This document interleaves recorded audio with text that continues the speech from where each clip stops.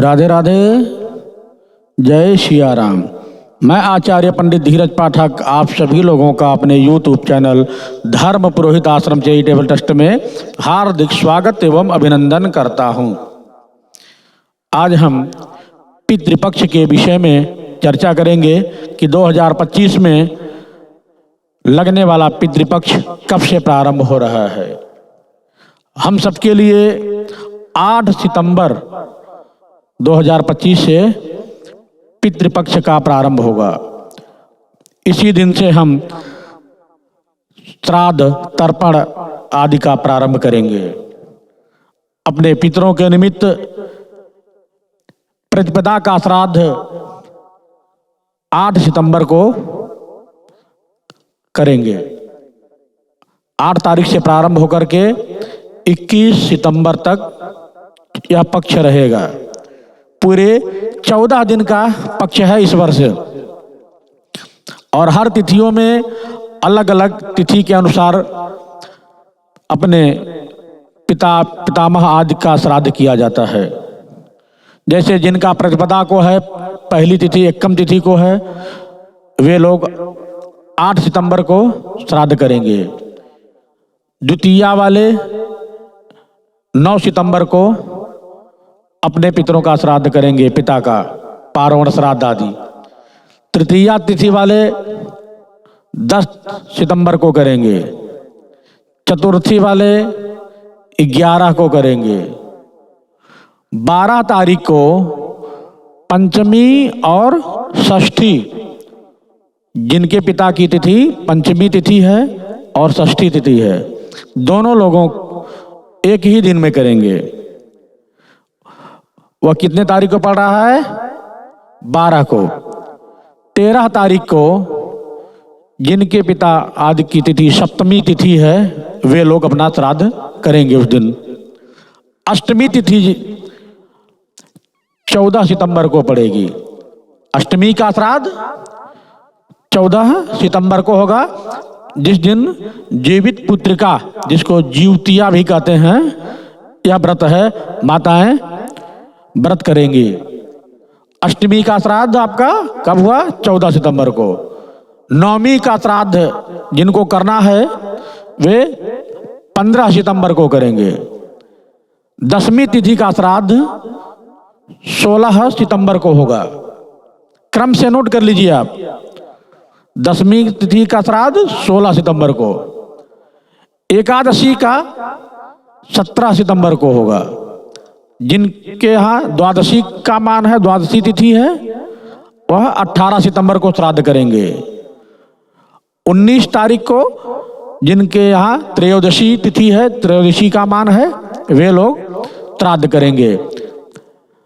फिर चतुर्दशी का मान जिनके पिता का है, वे करेंगे 20 तारीख को।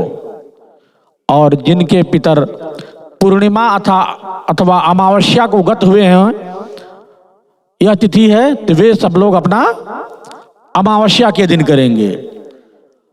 अगर जिनकी तिथि का पता ना हो, ज्ञात ना हो, तो वे सब लोग अमावस्या को कर सकते हैं। अमावस्या की तिथि में सबका पूर्ण हो जाता है।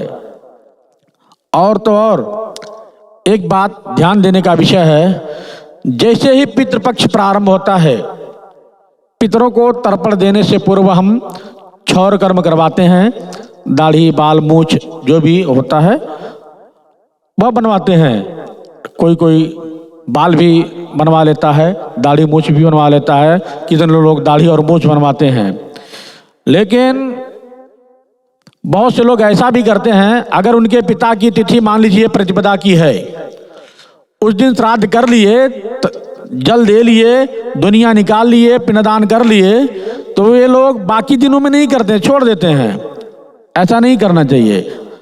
तर्पण तो आपको पूरे 15 दिन का, जो 14 दिन का 15 दिन का पक्ष है, उसमें करना ही करना है, नित्य करना है, वो छोड़ना नहीं है। बहुत से लोग हैं जिनकी चतुर्थी है, पंचमी है, उस दिन श्राद्ध कर लिए और उस दिन से बंद कर दिए। नहीं, श्राद्ध तो तिथि के दिन करना ही करना है। उसके बाद पूरे पक्ष भर जलदान करना है, तिलदान करना है। वो नहीं रुकेगा किसी भी परिस्थिति में।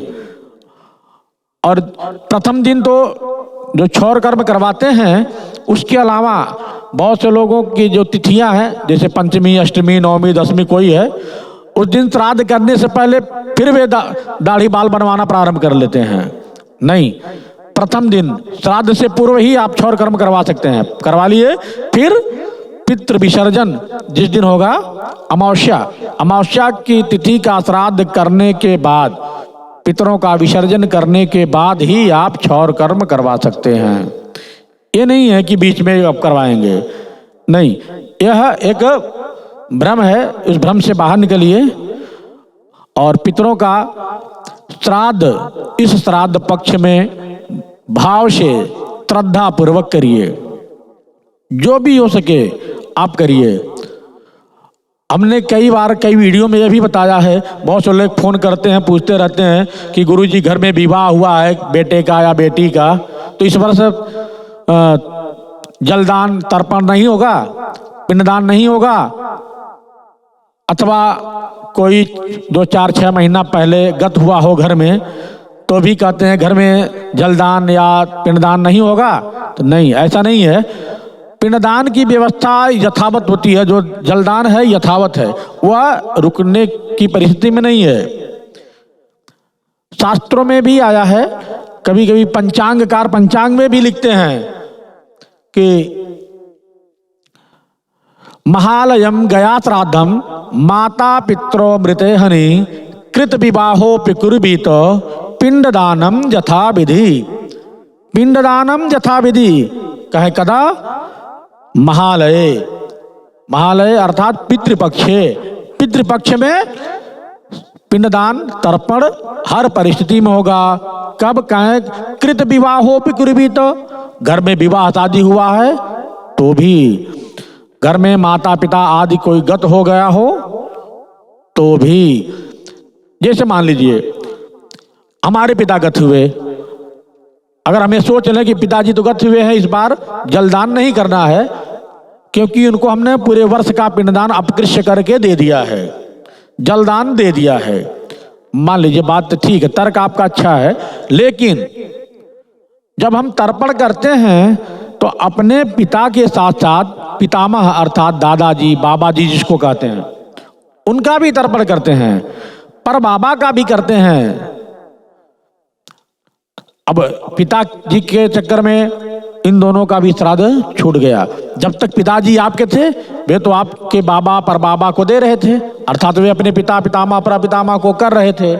पिताजी चले गए, आप पिताजी को कह दिए कि भाई पिताजी को तो हमने श्राद्ध तर्पण इस बार का कर दिया है वर्ष का, अब इनके लिए नहीं करने की आवश्यकता है।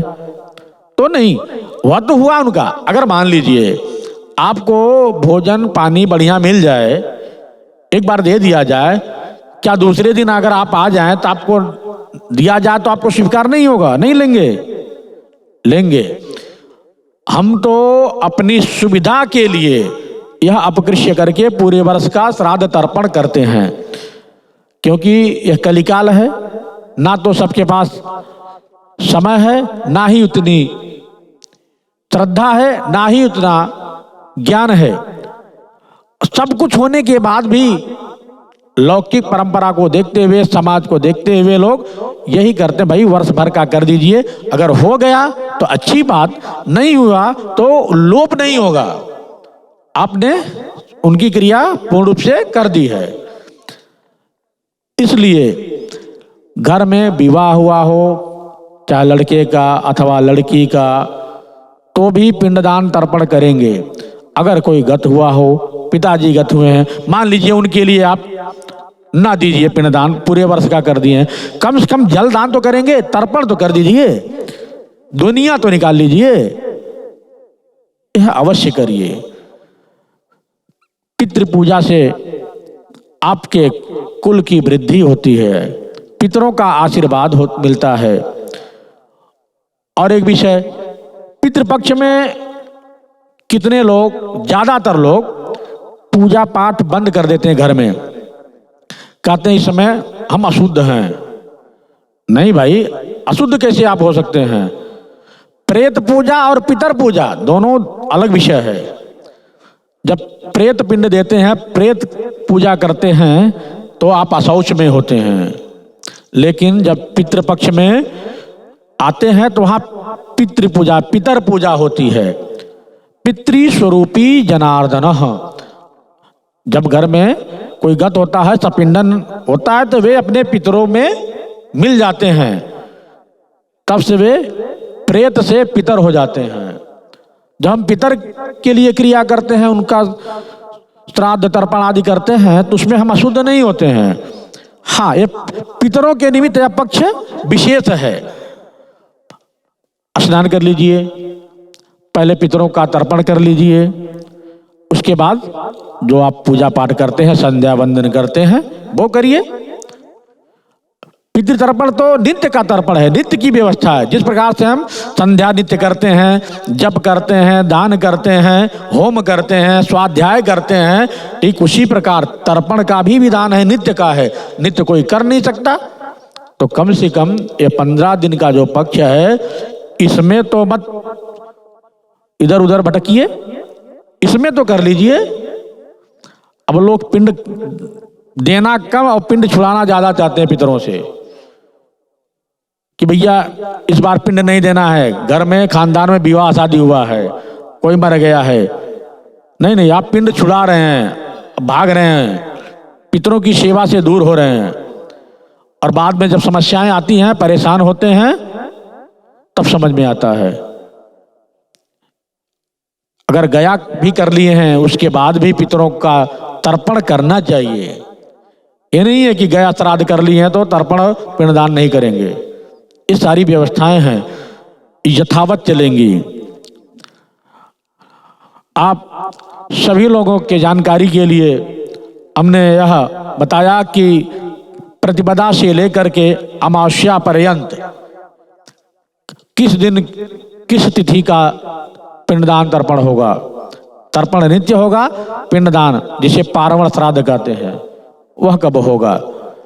14 दिन का पक्ष है, केवल पंचमी और षष्ठी का श्राद्ध एक दिन हो रहा है, बाकी सब अलग अलग दिन यथावत होते रहेंगे।